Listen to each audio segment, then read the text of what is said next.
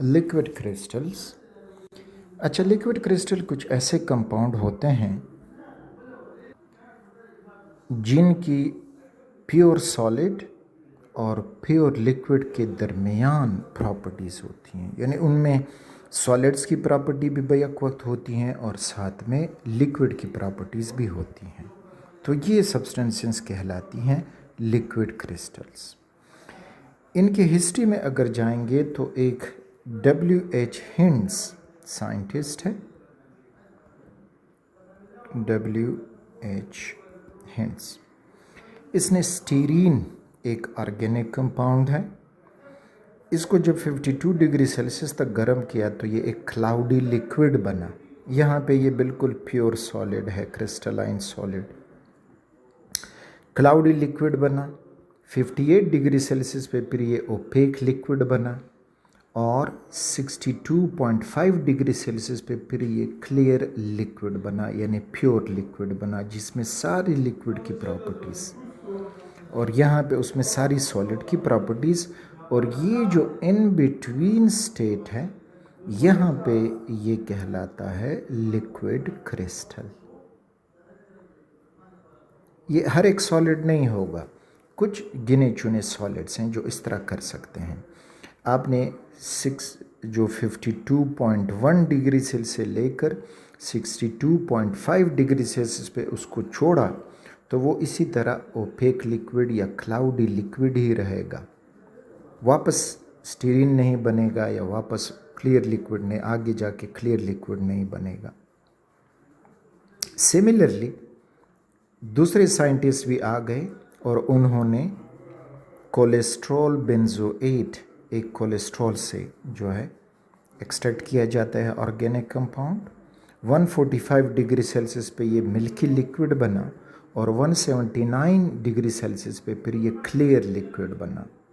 तो अगेन जो milky liquid बना इस दौरान ये कहलाया लिक्विड क्रिस्टल, क्योंकि इसमें दोनों क्रिस्टलाइन सॉलिड और लिक्विड की प्रॉपर्टीज़ मौजूद थी। इसको अब एक्सप्लेन करते हैं कि आगे ऐसा क्यों होता है जब ये लिक्विड क्रिस्टल दोनों प्रॉपर्टी शो करता है। तो इस डायग्राम से यहाँ पे आप इसको समझ सकते हो। प्योर सॉलिड में जो पार्टिकल्स हैं दे आर ऑर्डरली अरेंज्ड और उनका एक फिक्स्ड जियोमेट्रिक शेप होगा, फिक्स्ड जियोमेट्रिक शेप।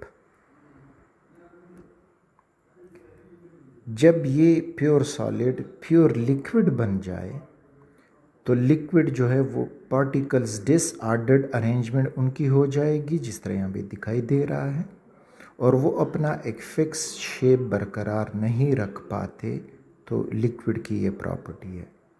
लेकिन जब ये इस ट्रांजिशन स्टेट यानी ओपेक या टर्बिड लिक्विड होता है तो यहाँ पे कुछ पार्टिकल ऑर्डरली अरेंज होते हैं और कुछ पार्टिकल डिसऑर्डर्ड अरेंजमेंट रखते हैं।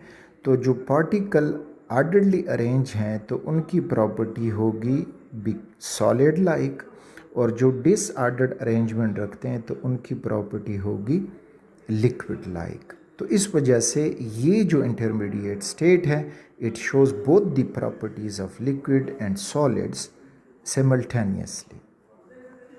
अब कौन से प्रॉपर्टी लिक्विड के, कौन से प्रॉपर्टी सॉलिड के?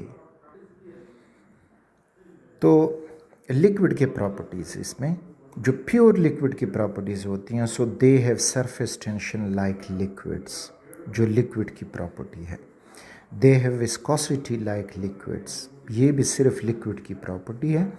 And they are always isotropic like liquids. Isotropic जिसमें डायरेक्शन के साथ प्रॉपर्टी चेंज नहीं होती, वो प्रॉपर्टी हर डायरेक्शन में शो करते हों तो उनको कहा जाता है आइसोट्रोपिक। सॉलिड चैप्टर में इसका डिटेल है। फिर इसमें जो सॉलिड की प्रॉपर्टीज़ हैं तो they are crystal because crystalline solid की प्रॉपर्टी इनमें मौजूद हैं। They show optical properties like crystals, optical reflection of light, rotation of light, diffraction of light. तो ये सारे क्रिस्टलाइन सॉलिड की प्रॉपर्टीज़ हैं, तो इनमें भी ये मौजूद होती हैं। They have parallel ordered arrangement like crystal.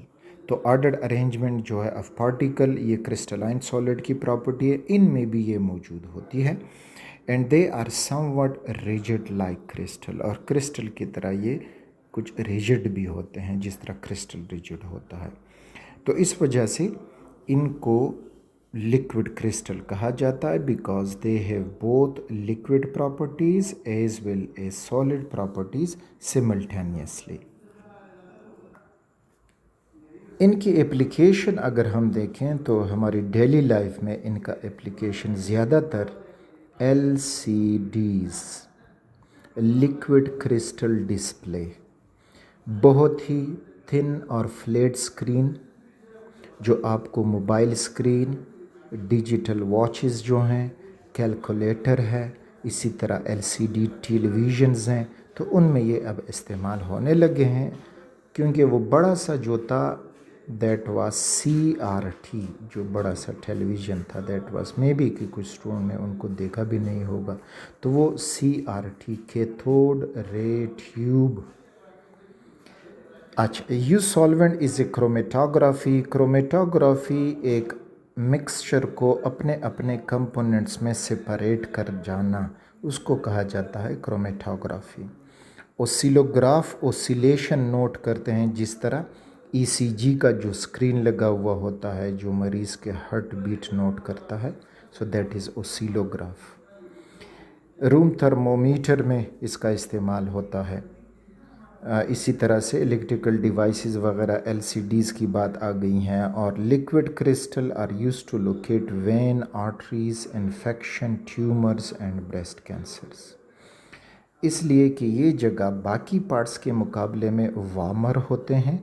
और लिक्विड क्रिस्टल में ये प्रॉपर्टी है कि वो टेम्परेचर चेंज के साथ अपना कलर चेंज करते हैं।